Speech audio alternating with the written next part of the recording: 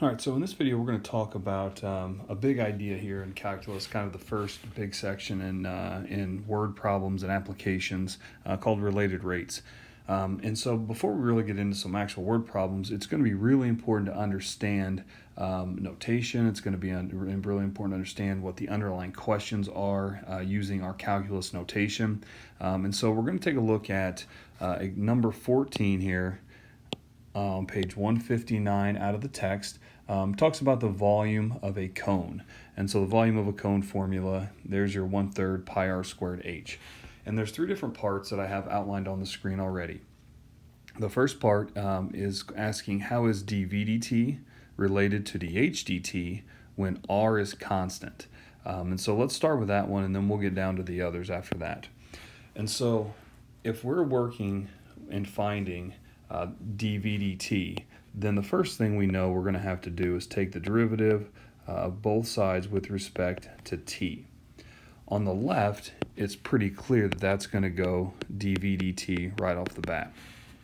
But on the right now, there's a lot going on, and we're treating r as a constant. So we know that's a constant, that's a constant, that's a constant in part A.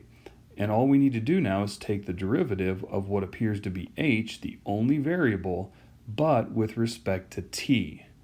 And so in doing so, all of the constants would stay the same, but your h would need to take the derivative of h with respect to t.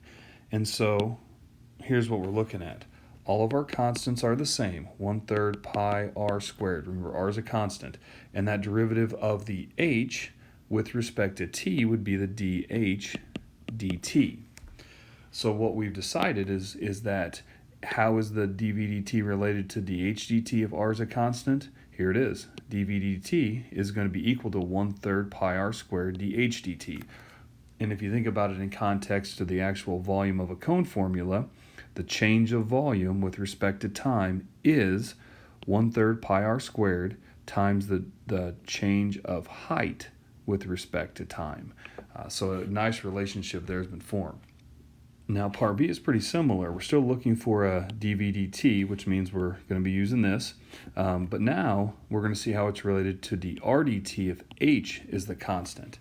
Now what I found is it's easiest to view it and maybe rewrite it a little differently. So 1/3 pi h r squared. So all I did was I interchanged these two variables, but I'm still going with respect to t. But by writing it like this, it's going to remind myself that since h is a constant in this particular problem, that's the part there that I'm going to need to focus on, okay? So as I take this derivative, dv dt, I'm going to have my constant 1/3 pi h out in front. The derivative of that underlying r squared, now that would be a 2r dr dt. And if I clean this up just a little bit, I'll get 2/3 pi r h dr dt. And so there's your relationship now between dv dt and dr dt, provided h is the constant. So again, something as simple as rearranging it, maybe putting all the constants together out front and then the variable part on the end is probably a bit more traditional to you.